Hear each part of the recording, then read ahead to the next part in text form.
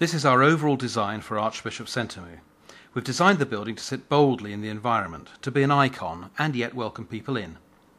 The front entrance is easily seen from the street. Cars and people are segregated and the environment is landscaped to complement the building. We've created tree-lined boulevards to take pedestrians from various external spaces into the building. There's an amphitheatre. This is the centre of it. As Archbishop Sentamu starts to make an impact in its community, imagine an outdoor play or jazz or comedy taking place here on a nice summer's evening. Imagine also taking a class out to have a discussion. As we move towards the playing fields, you can see the roof overhang and the tiered seating below it for spectators. This is the main play space on the east side of the building. So we're now at the front of the building looking towards the entrance. As we move forwards, we pass the theatre and its cafe. At night, this will glow as theatre and other productions are underway. The main reception is straight in front of us. There's space for display here. We want to create a secure but really inviting environment which encourages people to come in and yet sets the standards for behaviours and what is expected. Turning to the left, we see the theatre cafe ahead of us. This could be a drop-in place for the local community, a place where teachers meet parents or meet each other, or students to have conversations.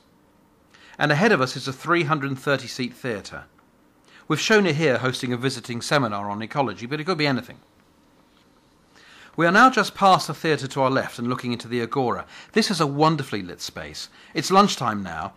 We've created enough space and enough different cafes that dining should and will be a social experience, although some students may choose to pick something up from one of the fast serveries to head out to play, and that's important. It's important to consider how food will be served, and we have many ideas to share with you. What we're showing here is some basic queuing. If one does need to queue, at least that experience can be made more interesting. By being in this space, which will be lively and a hubbub of activity, dining should be fun. As you can see, we're contemplating a variety of finishes and table types so that you can make the maximum use of this wonderful space under its tremendous roof. Whole school meetings may never be the same again. You might want to project moving images onto the walls. There may be announcements and messages being displayed. There may be some wonderful artworks on the walls and upper galleries. There may be some superb sculptures. Here we're looking down into the agora from one of the gallery walkways. You can see the different furniture types and the size of the place. The building has been designed so that whilst there is a lively hubbub in the agora, it won't disturb the quiet calm in classes and other rooms. The shape ahead contains special spaces, which are the explore zones in the broadcast hub. We're turning now and looking down into the main entrance foyer. You can see people in the theatre cafe. We're now in the winter garden, the second of our large internal spaces. There is no point in creating large additional spaces if one cannot use them for a variety of purposes.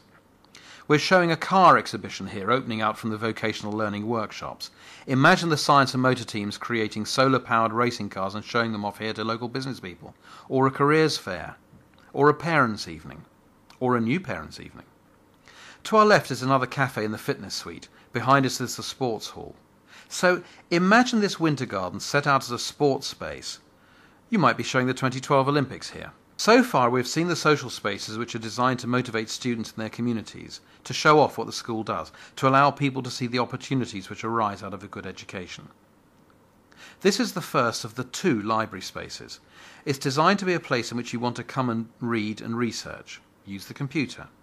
It's light and bright and a seminar and classrooms off it. This is one of the classrooms that overlooks the agora. The interactive whiteboard can be moved around, and it can also tilt to become an interactive table for group work. We've shown a variety of furniture, including some small surf tables. It's easy to organise a room into spaces for teaching and spaces for group or individual work, if the tables are small enough. Science is no different.